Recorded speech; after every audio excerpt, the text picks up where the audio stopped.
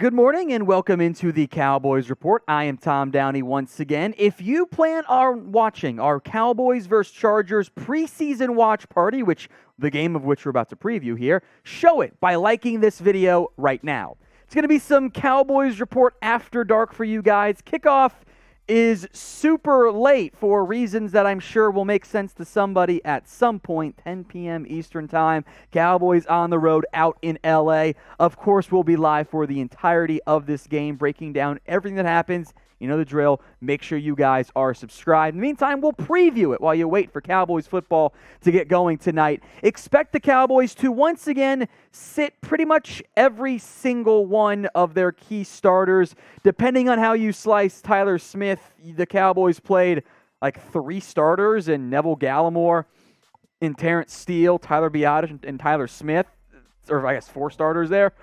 It's going to be maybe something similar. There's not going to be any Dak Prescott, not going to be any CeeDee Lamb, Diggs, Parsons, etc., nor should there be. There's no reason to jeopardize injury for a team that's already a little thin at several key spaces. So what I'm saying once again is do not worry about the final score. Now, if the Cowboys lose 35-0, okay, that's maybe a different conversation. This is about several key players. You know what? If your 4th string running back who's not going to make the team fumbles, and that's why you lose, oh no, it's not necessarily the end of the world from that perspective. It's about key players. It's about performances. So in a little bit, I'm going to break down 5 things to watch for. And yes, you can pretty much bet the penalties, which were a big issue last week, will be a big factor in what to watch for in this one. Hopefully just a little bit less sloppy and turnover-prone play in this one. So what I want you guys to do before we break down my 5 things to watch for, predict the score for me. Cowboys at the Chargers. Remember to include which team you've got winning. If you say 21-17, I'm going to assume you mean the Cowboys. But it's the preseason, and they're bad in the preseason because the depth's not that great. So if the ad break comes here on YouTube, take advantage of it. Head down to that pinned comment and predict the score for me right there.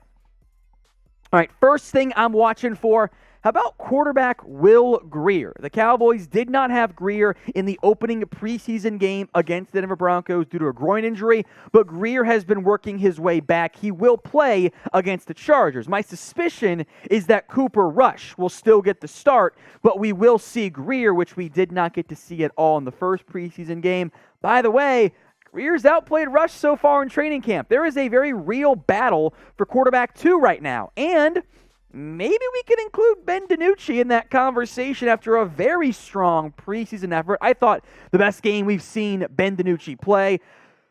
Fewer attempts, fewer completions, but more yards, a touchdown against Rush's lone interception, which was pretty bad if we're being honest. I was more impressed by DiNucci in the end compared to the play out of Cooper Rush in that first preseason game. I was pretty whelmed, frankly disappointed by the effort out of Rush that we saw. So pick a quarterback. Of the 3 on the roster behind franchise guy Dak Prescott, who do you want as the backup? Of course, we'll know more after this game, but type in WG for Will Grier, CR for Cooper Rush, or BD for Ben DiNucci.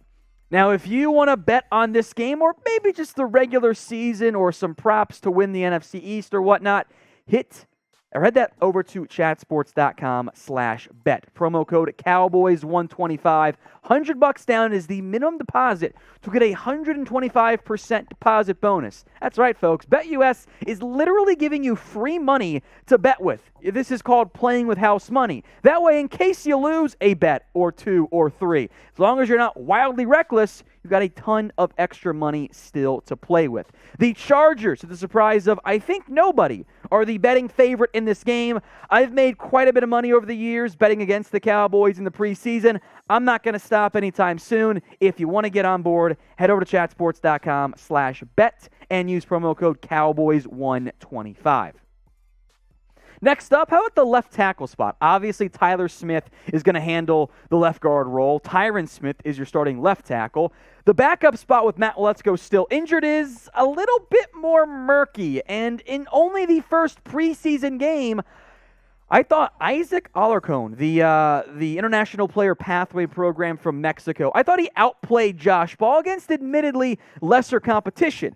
But Alarcon did not allow a single pressure against Denver. Josh Ball allowed 4, and I don't think he played very well. And even though he was fine as a run blocker, again, I thought Alarcon outplayed him in that area. I am curious if, A, the Cowboys give Alarcon some more reps, a sign of, hey, they are open to seeing if he can be a bigger piece for them beyond just an extra practice squad like he's been the past 2 years, or if they're going to give the role to Josh Ball again. So pick an offensive tackle for me. JB for Josh Ball, IA for Isaac Alarcon. If you haven't already, while you're down there commenting, hit the big red button and subscribe. The Cowboys Report has 131,000 subscribers. The official Chargers YouTube channel has 116. I did not know there were that many Charger fans. It may or may not be bots, but it's pretty embarrassing for an NFL franchise to have fewer subscribers than one chat sports boy. Join the club, hit the big red button, and subscribe right now. Next up is on the defense side of the football. Namely, can the Cowboys generate more pressure? They weren't being very creative with their blitz package, which is fine with me. There were a couple of blitzes from linebackers like Devin Harper. And I know the vast majority of the starters are not going to play. Tank Lawrence was out. Oso was out. Dorrance Armstrong did not play. You didn't see a ton of some of the other guys on that roster. But the pressure results were disappointing. Of the defensive linemen who recorded at least one pressure, Neville Gallimore had 2 on a 12.5% rate, so relative to the snap counts. Vika Tafua had 2. Big Cat Bryant, Quinton Bohanna, Terrell Basham, Sam Williams, Chauncey Golston all had 1.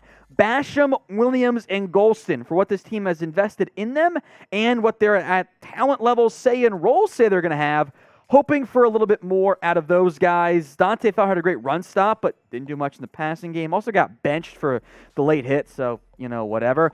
I'd like to see a bit more pressure from those Cowboys backups because the Chargers' backup offensive line sucks. They should be able to make some success from that perspective. So who you got in this one? Type in D for the Dallas Cowboys or type in L for the Los Angeles Chargers, meaning the Cowboys will take an L as well. Make your predictions for me in the comments. Next up is the next men up at the cornerback position. Obviously, Jordan Lewis going to miss some time with a hamstring injury. He wasn't going to play anyway. Neither will Trayvon Diggs. Neither will Anthony Brown. So your starting 3 corners once again going to be Carl Joseph, going to be Nahshon Wright, Daron Bland, and I wonder if we might see a 4th name appear suddenly that's not even on this cornerback depth chart. First, let's break down the draft picks, recent ones. Kelvin Joseph, the 2nd-round pick who, if you believe any of the latest buzz and maybe concerns coming out of the organization, Joseph might not be 100% of a roster lock, which I think is a huge red flag, just like relative to what's been invested in him.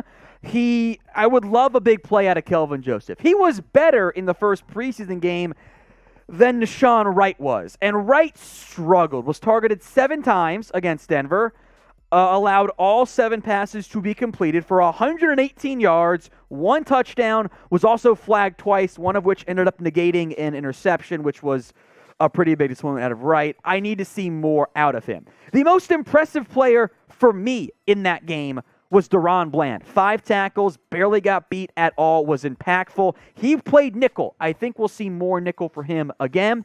And the name to monitor specifically where he lines up this week is Israel Mukuamu, the safety who also played a lot of corner at South Carolina. I've got the stat sheet breakdown up here in front of me. 16 snaps were in the box and overhanging the edge.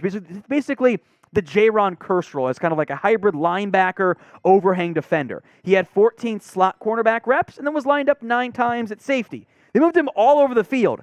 But he has gotten some cornerback reps in camp. I am very curious to see where he lines up.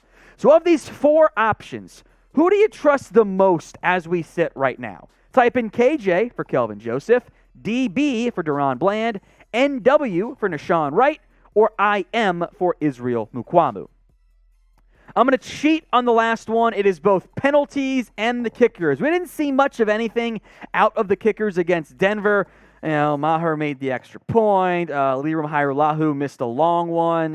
Whatever. I got to see more from those two guys. I would like some opportunities for pressure-packed kicks and see how they can handle the moment. And I teased at the beginning, right? Penalties. Sloppy doesn't even begin to describe what the Cowboys were in the first preseason game. I don't care that Mike McCarthy will say, oh, it's different. You had a penalty problem last year. It's gotten worse every single year you've been the head coach of this franchise. You've got to figure it out this year or you're going to get fired. It is unrealistic and frankly delusional to expect your franchise to win a bunch of games leading the NFL in penalties, not to mention the yards lost on big plays taken away by penalties. That has to change. If there is another penalty-filled game for the Cowboys, it's going to be ugly on social media once again for Dallas, and we're in the preseason. I don't know if this fan base is going to be able to make it to week 1 at this rate, so hopefully it's sorted out against the Chargers.